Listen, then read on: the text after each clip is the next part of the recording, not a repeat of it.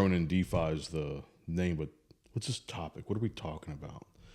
What do you know? Know what you don't know about banking and crypto? Mm-hmm. Yeah. Intro to crypto. That's it. What you don't know about banking and crypto can hurt you. So here's what you don't know. Yeah, like that. All right. So everybody, if you're looking at this, it's probably because you're caught up in the hype of the SVB Signature Bank, the FTX and FTT, all the crypto banking scandals and investment scandals that have really already shook out a lot of what's the word I'm looking for?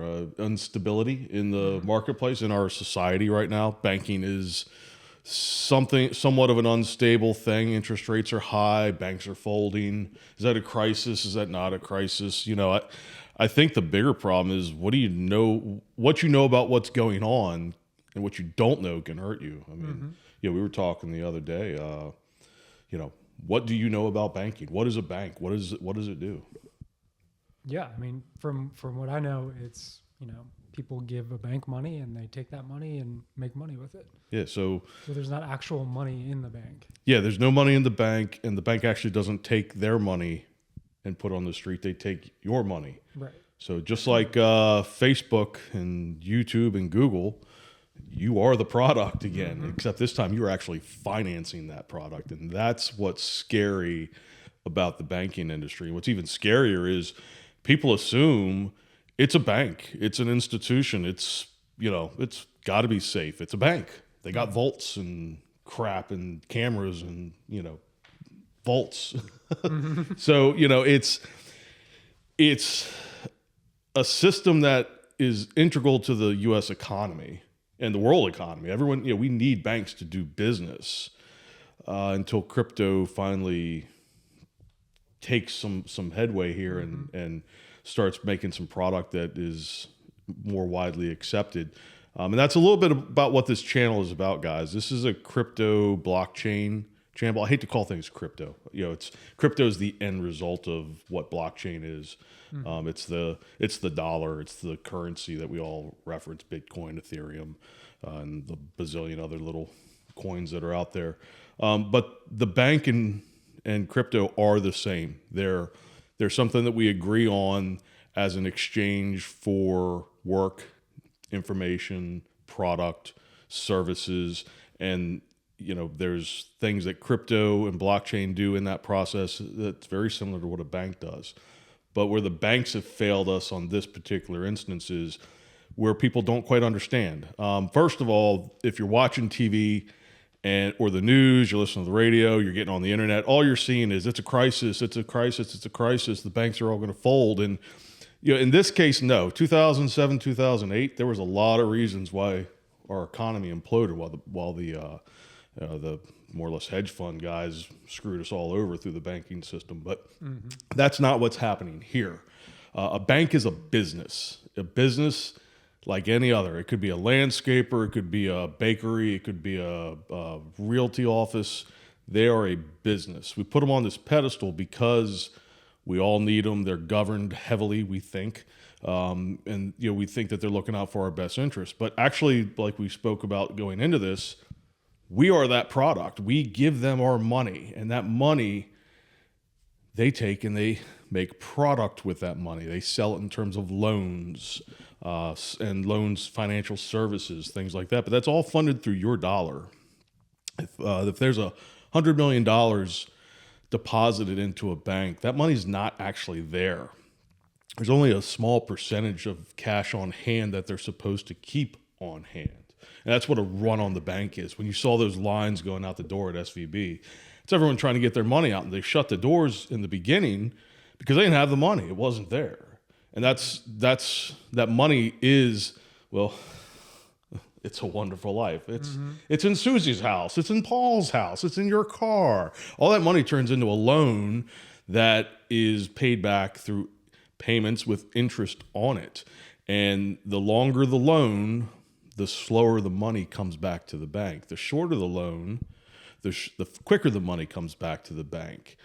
And when the money comes back quickly, generally it's at a lower return to the bank because it's a safer investment. They're looking at 3 to 5 years putting the money out, getting the money back. When they put it into a long mortgage or long unsecured loan, then that money trickles back in over time, and it's a safer investment for the bank because it does have a higher return, but a slower rate of return. But it's usually secured on something like a house, something someone's not going to default on. It's not like a credit card where people become delinquent when times get tough. They're going to hold on to their home before they make that credit card payment, in the big scope of things. So that longer term loan is a safer loan for the bank. Problem is, when you want your money back, or you want to take your money out of that bank, or there's a run on that bank, they don't have that money. That money's all tied up in assets.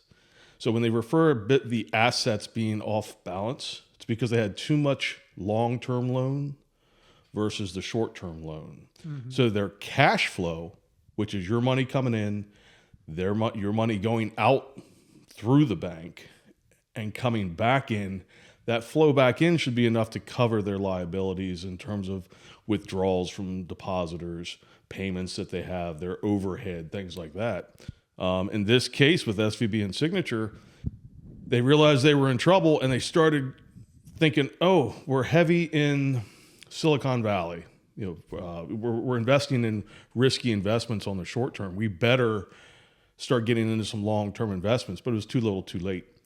And when the Fed stepped in, they had a long ledger for the long game, but not enough cash on hand coming back in. And that's why that bank failed, unlike 2007, 2008, when basically, we were just sold out on credit and, and everyone started defaulting and it just felt like a house of cards. But what you have to keep in mind is you are the product with a bank, unlike crypto. Crypto is the product. That is the end result of what blockchain technology is doing. And when you invest in crypto, when you buy crypto, right now, I think, what would you say? You're buying into a system that really isn't there yet. It's not quite. It's almost like you're an angel investor. Yeah, that's the way I look at it. It's like you're a venture capitalist in yourself, like a micro venture capitalist. Like if you could have gotten in Google the first year of their existence, that's kind of where blockchain is / crypto right now. You're investing in this concept, this technology, because that's what crypto is. It's blockchain technology.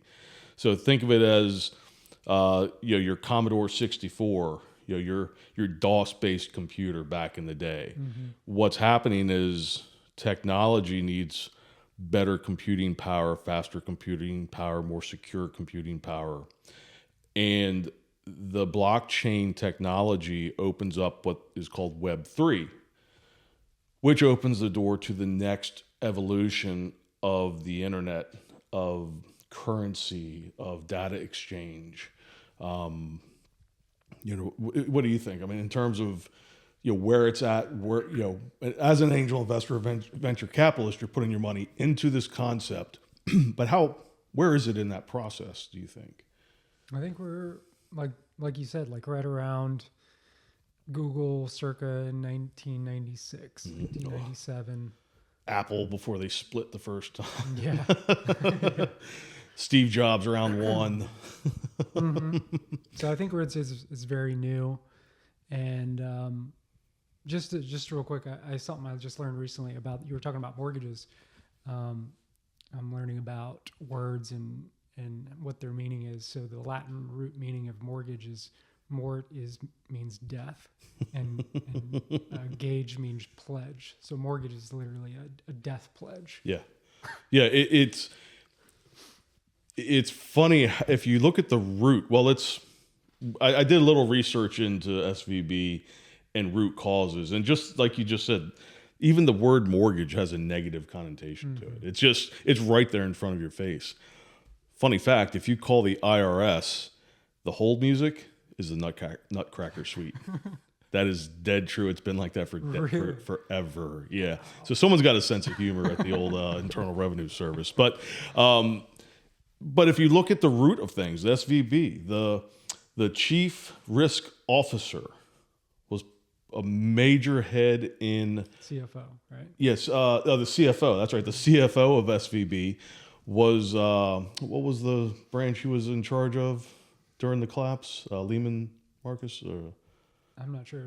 The bank was Lehman Brothers. Lehman Brothers. Yeah, yeah. He was the CFO of Lehman Brothers, and now he's one of the managing members of SVB.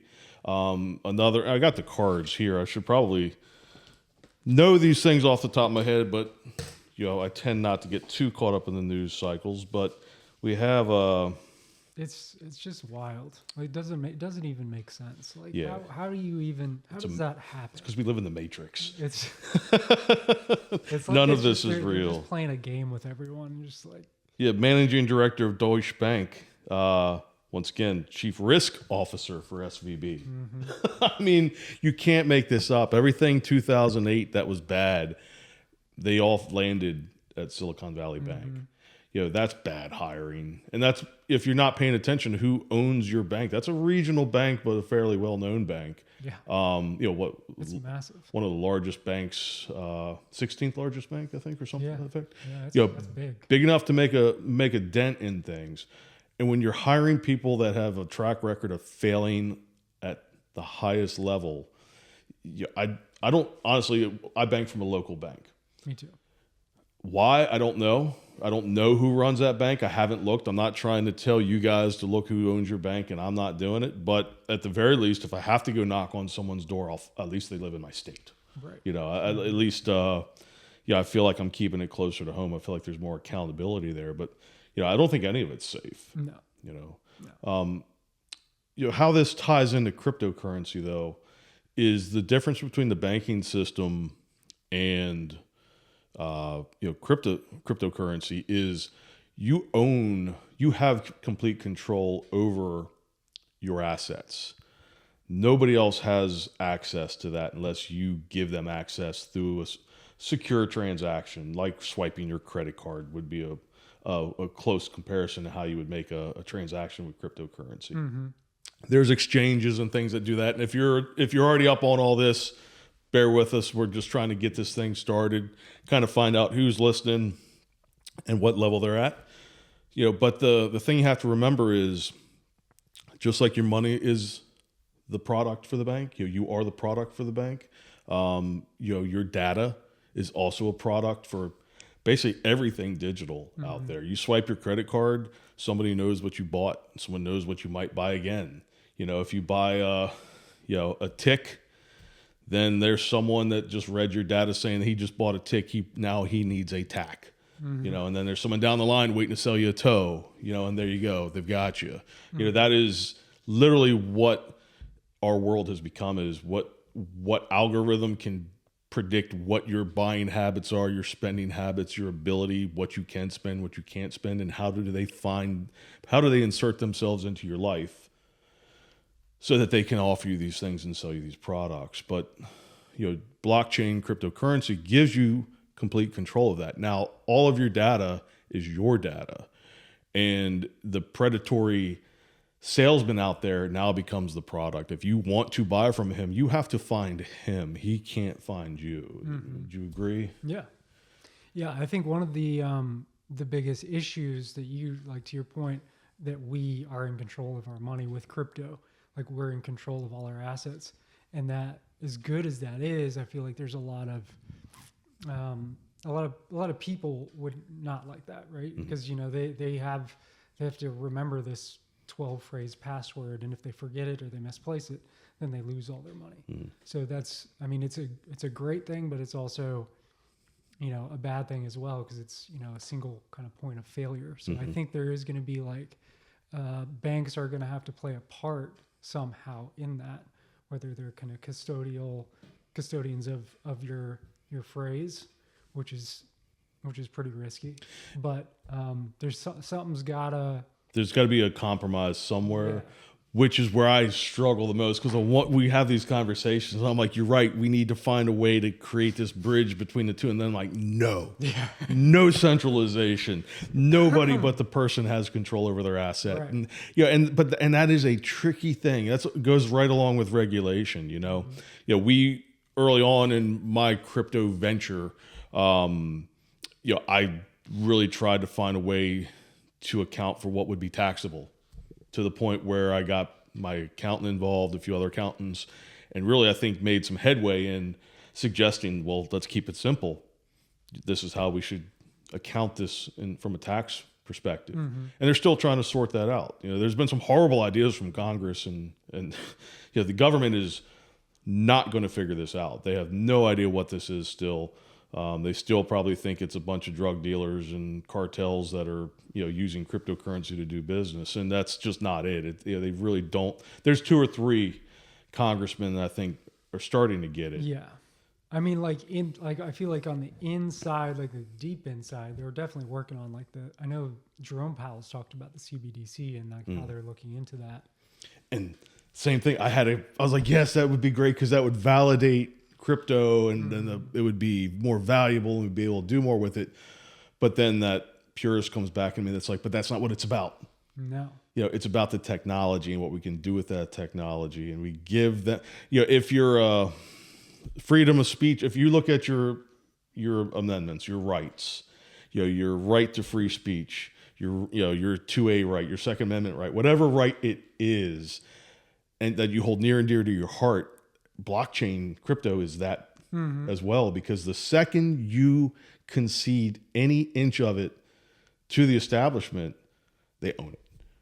Once they can regulate a little bit, they'll regulate until they feel like they have control over it. And at that point, the whole thing is worthless at that point. I mean, that's the thing. It's one of the most powerful tools that has ever existed, in my opinion. It's like the Thanos gauntlet or or the Death Star.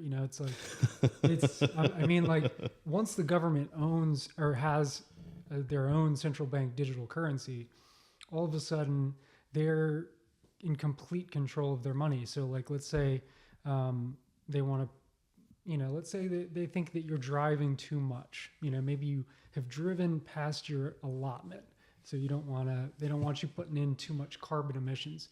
They can say, okay, now you can't drive anymore, right, so you can't buy any gas. So, like, that's how clear and how minute the details they can just turn on and off. Yep. Like maybe you ate too much meat, your meat allotment, so, like, that's the scary thing. And I'm going to jump on to something that's actually happening right now in the motor vehicle space. Ford just put a patent on the ability for them to remotely turn your car on and off. And not in the sense of, hey, I locked myself out my vehicle, but they specifically did it so when you go through Ford Motor Credit and you miss your payment, they can turn your car off. You can't start it until you make your next payment. Oh, wow. They also have introduced a patent for autonomous driving, where no longer does the repo man have to come get your car. They will hit a button and your car will come back to the nearest Ford lot. No lie, this happened last month. Wow. So what you just said about the government turning your card on and off for fuel or for groceries, it's happening. Yeah. That technology is there. Easy. Once it's implemented, it's simple. Yep. And then, I mean, there are some good things about it too, like where, I mean, they can send certain classes of the society money. That's how I think they're going to get it to be adopted. They'll just send out, okay, we're going to forgive your student loans. Right. Same principle. Here's $2,000 for all the student. Yeah. Right. Or we're going to exceed what the FDIC insurance limit is, and no matter what you have in SVB, you're going to be covered. There's talks that might actually be challenged in the Supreme Court right now, because the government doesn't really have the authority just to do that, or do they? It's, once again, and back to your point, or the point we're trying to make. Once the government gets a little bit of control, they never say, "Oh, we went too far, guys. We're going to give that back." Right. Once they have it, that's it. It's theirs. You're not getting that back in your life. Yeah. And generally, they're looking for more. They're bait and switch. We're not doomsday guys. At least I'm not, although I might be. I don't. Well, I know when you talk about these things, it's like you seem like that, but this is the reality. These are things that Yeah. are happening. Yeah. You Yeah. know, it seems very conspiratorial, Well, conspiracy theory, but it's, what is a conspiracy until it's proven to be true? It's, and the only way you find out is usually when it's past the point of no return. And we have to pay attention now. and I think that that's why, we like talking about it. And I think this is kind of like one of the reasons why we started this channel is because I think the more people become educated about crypto and blockchain, the better we are, because once they understand it, they know to stay away from the digital currency Right. or the CBDC, because that once we cross that bridge, like you said, there's no coming back. Yeah, we'll talk about FTX real quick. Sam Bankman. Bankman, sorry. Here's the thing: if you're going to give your money to, and I'm not maybe I don't care. You know what? If you're going to give it to someone that has never built a bigger business before in his life and he's just not far out of grad school, you might want to reassess your investment strategy, because that's a lot of money to give to a young person that may be brilliant, maybe understood blockchain, but he also understood enough to get a lot of money out of people who had no idea what to do with it. And once again, that goes back to, looking at who is in control of an asset. What's their background? Have they done this before and failed? Have they failed and then redeemed themselves? People fail all the time. That's how we get better. But if they fail and then slide back into the system and just kind of reemerge somewhere else, that doesn't say a lot. But if you fail, figure out how you failed and get better and better. Because to be honest, I'd rather put my money with someone that's failed 100 times because they've learned what not to do, as long as they're progressively getting better and better. Anyone can get lucky. When lucky fails, like Sam, then all bets are off. It's a big failure. So, pay attention. Some things are just obvious. You don't invest in the artificial appendix. For you younger kids out there, you don't need your appendix. So there's no need to invent an artificial appendix. That's the little thing on it doesn't matter anyhow. But you get my point is, buyer beware, fools be fooled. I mean, it's, it is up to you to do your due diligence, to use a little common sense. And hey, if anyone is up for a bad idea, that's me. I'm in all the, you tell me, I'll bottle of ketchup, a butter knife, and some Band-Aids. Let's move a mountain, man. I'm in for it. But at the same time, also have learned enough over the years what not to do. And I'm going to make plenty of mistakes moving forward too. But this is a wide open space. Yeah. I think as terrible as that was, I think it really opened people's eyes to like, okay, maybe I need to be more careful about where I put my money, because, and this is, being in control. This is what crypto is all about. One of the things I learned that's one of the things I firstly learned. And that's why I took all my money out of the centralized exchanges and started using the decentralized exchanges. So there's plenty of ways to trade your crypto for other crypto, and you don't have to give up your keys. And that's why it's, Yeah, there's different layers to where you can store it. right. You don't have to. You can have it in a literal vault. You can have it in a secondary, just like Cash App. You can park it in Bitcoin and Cash App and choose the option to pay with crypto on everything, and it runs just like a Visa card. It's not the best way to do it, but if you're at that level where you just want to dabble, go on Cash App or Venmo or Robinhood. Buy some crypto, then get a card. All those people offer debit cards for their products, and just watch it go up and down. You'll have the panic attack one day. You'll be like, "Oh, we're back, baby!" And then you'll see a 5% gain one day and be like, "Is this it? Is this where it's going to? Are we back on the climb?" And you wake up the next day and you're like, "Well, that went away pretty fast." It's a roller coaster right now, but you can dabble in it. You can understand the surface layer, which is crypto. What we're going to really want to talk about on this show, though, is crypto is the end product of this technology. That's the payout of this technology. Seth has some developmental experience in crypto. I have some business application development in crypto. I do a lot of speaking to investors, to bankers about how crypto, how blockchain can offer product moving forward, and how they need to consider adapting themselves to that market or to those opportunities. I'm a big DAO guy. I know you're a big DAO guy. We want to kind of shed light on all these things for you. We're two similar minds when it comes to crypto. We're two different personalities, I think, on the outside. So I think you'll get two different viewpoints. I'm a very much a business application guy. I want to take it and apply it to brick and mortar businesses, to existing companies. I have this mission to do away with DMV. We've talked about this. I'll share that here, so maybe we get an effort started, a ground roots effort started here. If you ever sat in motor vehicles and hate it, I have the solution to that. And it's all blockchain based. But we want to share all these things here. We want to get it out. We're going to try a few things ourselves, experiment with a few things, watch us fail or succeed. We want to offer you, if you got a question, ask. This first podcast or vlogcast or YouTube cast is our effort in just saying, you know what? We sit around the office all day distracting ourselves talking about this. Let's do something about it and just try to put it to some practical application and challenge ourselves to maybe try a few things that we talk about and don't follow through with. That's a big thing, especially in this industry. There's a lot of great ideas. How do you put them to action? I was big in Web 2. Web 1 wasn't involved in. Web 2, I got heavily involved in. Mobile development, I got heavily involved in that. Through that process, it makes it easy for me to see applications for Web 3. And I'm going to convey a lot of that here. We're just going to lay it out. Might be the next Google that we lay out here for you. If you can pick it up and do it, just give us a little backlink or a footnote or something, pat on the back, attaboy.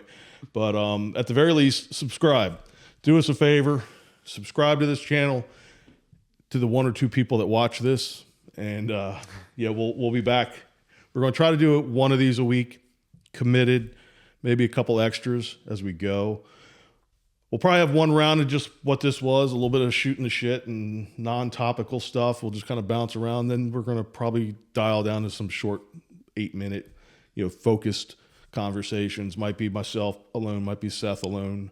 Either way, we're going to keep this thing going. So, Absolutely. Decentralized. I mean, let's right. break it down. Damn the man. This is like Occupy Wall Street grown up in my mind. These are all these guys that were parked out in New York with nothing better to do because they didn't have a clue or a job, and they all sat around thinking, well, how do we not have a job? And I think half the people involved in this went and finished their degrees, got a job, and realized, hey, we can actually do something about this. That'd be interesting. So, you guys, appreciate you watching. Do subscribe.